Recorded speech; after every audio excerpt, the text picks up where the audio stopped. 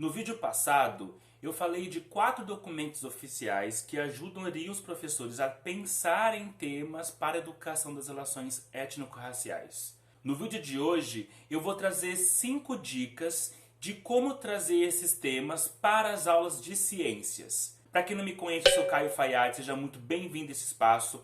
Aqui eu falo de química, literatura negro-brasileira e também africana de língua portuguesa e educação das relações étnico-raciais.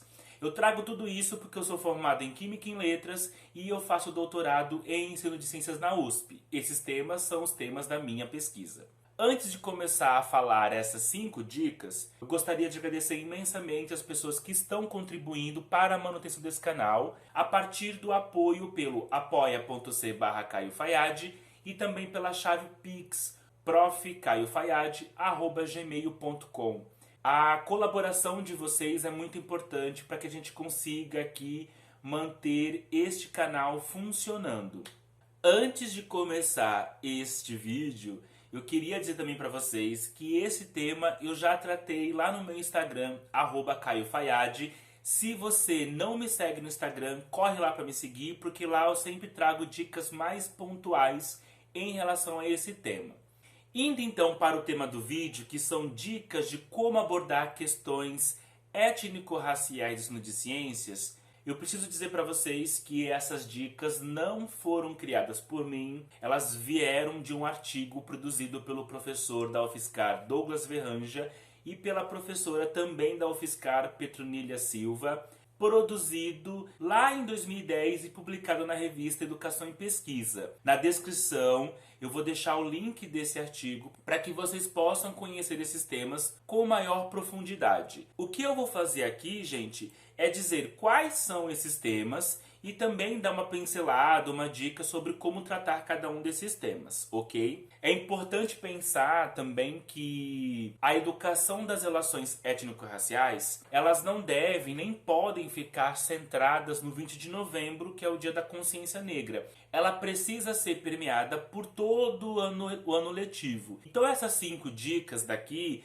que é fruto de uma pesquisa desenvolvida pelo professor Douglas Verranja quando ele era doutorando, já nos dá aí um encaminhamento, uma orientação de como que esses temas podem vir tratados. E também é bastante importante frisar que aqui são 5 dicas, são 5 formas, mas também há outras que vocês podem aí aplicar nas suas aulas, tá? A primeira dica que o professor Douglas Verranja e a professora Petronília trazem é o impacto das ciências na vida social e racismo. Esse tema ele é bastante interessante porque ele é um tema que ele não vai colocar a ciência de um lado, a sociedade do outro. Ele vai ver justamente essa simbiose, o quanto que a ciência em um tempo histórico com um pensamento vai direcionar a linha de atuação, de pesquisa desses cientistas e como que essa contribuição desses cientistas, dessas pesquisas, também vai ajudar na construção do pensamento daquela época. Ou seja, o pensamento da época influencia na pesquisa e os resultados daquela pesquisa vai também ajudar a construir aquele pensamento. É uma espécie de uma simbiose aí. Por que eu falo isso? Porque um assunto que poderia vir para esse tema, que eu vou repetir aqui, que é impacto das ciências naturais na vida social e racismo, é algo que a gente pouco comenta nas escolas. É um tema que eu já falei aqui algumas vezes, que eu quero tratar sobre ele, eu já escrevi sobre ele, por isso que eu quero bastante falar, que é o racismo científico. É importante pensar que o racismo, ele não vem do nada, ele é corroborado por algumas linhas de pensamento, o religioso é um deles, o filosófico é um deles e o científico também faz parte. Então, dentro de um contexto histórico que é o século XVIII, século XIX, e isso chega também no século XX, nós tivemos cientistas que acreditavam na existência de raça e que produziram pesquisa, produziram ciência de modo que desse certos resultados para eles que reforçavam essa ideia da existência de raças. E é aquilo que eu falo para vocês, né? O pensamento da época dizia que existia diferentes raças humanas, e essas pesquisas produzidas naquela época davam esse encaminhamento. É claro que hoje, no século XXI, nós temos o entendimento que muitas dessas áreas hoje são vistas como pseudociências, mas se eu analisar naquela época e chamar de pseudociência, eu estou sendo anacrônico. Naquela época era ciência, hoje nós vemos como pseudociência. Eu vou discutir mais sobre isso quando eu falar de racismo científico. Então, já fiquem ligados, se inscreva no canal se você não é inscrito, deixa o like aí, porque vídeos bons aí virão. Olha eu sendo petulante, né? Mas eu acredito que são temas interessantes que eu acho que vocês vão gostar. A segunda dica é a superação de estereótipos e valorização da diversidade em ciências naturais. Esse tema ele é bastante importante porque ele vai buscar justamente, pensando dentro do tema ciências naturais, como que a gente pode pensar nesse aspecto da superação de estereótipos, da valorização da diversidade. Eu já falei sobre esse tema num vídeo aqui, obviamente não com essas palavras, não com esse encaminhamento, mas, por exemplo, qual é o estereótipo do cabelo negro? Sabe aquele estereótipo de cabelo ruim, cabelo que não presta, que é feio? Então, se você, professor, vai fazer uma aula, e aqui pensando em professor de química, trazendo, por exemplo, shampoos, low pool, no pool, formas de tratamento, e a partir disso discutindo o aspecto químico, por que é low pool, por que é no pool, o que acontece com surfactante, por aí vai, a gente está fazendo justamente isso, que é esse segundo tema, superando estereótipos, valorizando a diversidade.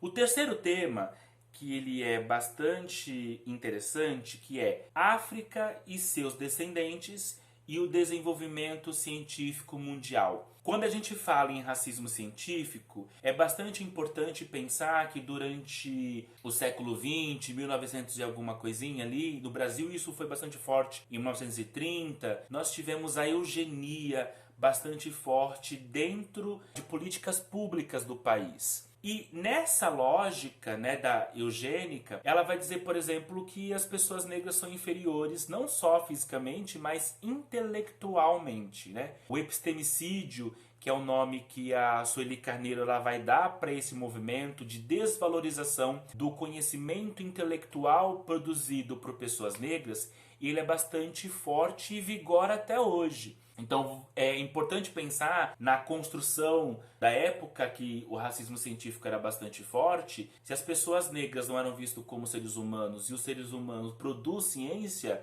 é obviamente que o conhecimento produzido por pessoas negras eram desvalorizadas. Então esse item 3, África e seus descendentes e o desenvolvimento científico mundial, ele é bastante importante nessa quebra de que pessoas negras não podem fazer ciência, de que pessoas negras possuem uma cognição menor que pessoas brancas. Porque nós tivemos, inclusive hoje, nós temos ainda pesquisas que vão nessa linha. Agora, Caio, como é que eu fico sabendo de cientistas africanos, de cientistas negros dos Estados Unidos, do Brasil?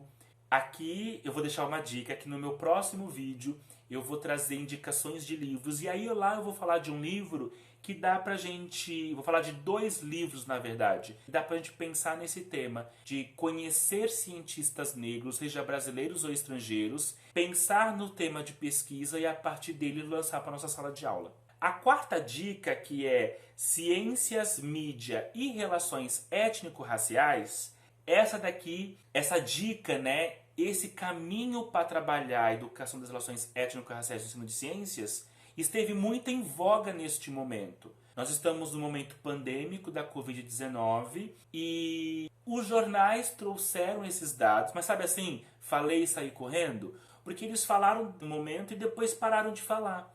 Que era, por exemplo, dados estatísticos que mostravam que pessoas pretas, pobres, periféricas, analfabetas estavam sendo infectadas em maior proporção à Covid-19 do que pessoas ricas. Isso foi importante, esse dado naquele momento, porque logo no início da Covid teve aquele discurso, né? A doença é democrática. Ela não escolhe gênero, não escolhe idade, não escolhe religião, enfim. E a gente começa a ver depois, trabalhando por esses dados, que a ciência é democrática, mas a nossa sociedade não é. E justamente as desigualdades sociais existentes na sociedade é que faz com que determinados grupos acabem sendo impactados em maior proporção com a doença. Então, se a gente pega dados estatísticos que trazem essas relações, por exemplo, de uma doença, no caso aqui a pandemia da Covid-19, com, por exemplo, a questão de raça, a gente está trabalhando com esse tema, ciência, mídia e relações étnico-raciais. Por fim, o último tema, a última dica que esse artigo dá, que é conhecimentos tradicionais de matriz africana e afro-brasileira e ciências. Esse quinto tema é o tema que eu mais costumo trabalhar, porque ele é um tipo de tema que ele vai tentar, se você segue essa linha, essa dica, é um tipo de trabalho que você tenta decodificar, ou melhor, que você tenta analisar certos tipos de conhecimentos tradicionais à luz de uma ciência ocidental, de uma ciência branca. E você faz isso para quê? Para você mostrar que certos tipos de procedimento, que certos tipos de ideias, elas já existiam antes do que aquele momento que a ciência falou. Agora isso nós temos por causa da ciência. E aqui eu posso dar um exemplo, que já falei várias vezes desse livro, que é o Água de Barrela, que era o modo como as mulheres negras afro-brasileiras, mulheres negras brasileiras, elas usavam para lavar roupa. Elas pegavam a cinza, colocavam na água, fervia e aquele caldo era utilizado para lavagem de roupas. Ou seja, quando a gente analisa isso a partir dessa ciência química que nós conhecemos hoje, a gente começa ali a trabalhar, mas espera aí, por que a cinza na água em aquecimento se torna um alvejante? O que material tem na cinza que faz o que na água, que produz o que e que gera esse alvejante dos tempos coloniais? Então, se eu trato por essa linha, uma linha que vai entender qual era o modo de trabalho, o modo de ação, de entender a cultura afro-brasileira e a partir dela começar a analisar por conhecimentos químicos que nós temos, eu estou indo por essa quinta dica, que é conhecimentos tradicionais de matriz africana e ciências. Eu espero que eu tenha trazido para vocês um artigo bastante útil. Eu peguei esses 5 temas e dei uma pincelada aqui de forma muito breve. O artigo ele é muito bom, eu recomendo a leitura fortemente para vocês. Vou deixar na descrição. E claro, se você gostou desse vídeo, não deixa de dar um like, não deixa de comentar. É muito importante para nós aqui esse tipo de engajamento. E se você não é inscrito, por favor, se inscreva. E eu faço um pedido a vocês. Vamos fazer essa comunidade crescer. Compartilhe com os colegas professores, porque esse canal aqui ele é destinado para tratar desses temas e é um diálogo entre um professor que está na academia, que está pesquisando, mas eu ainda sou um professor de educação básica, e outros professores. Eu vou ficando por aqui, um forte abraço do Caio Fayad, nos vemos no próximo vídeo e tchau!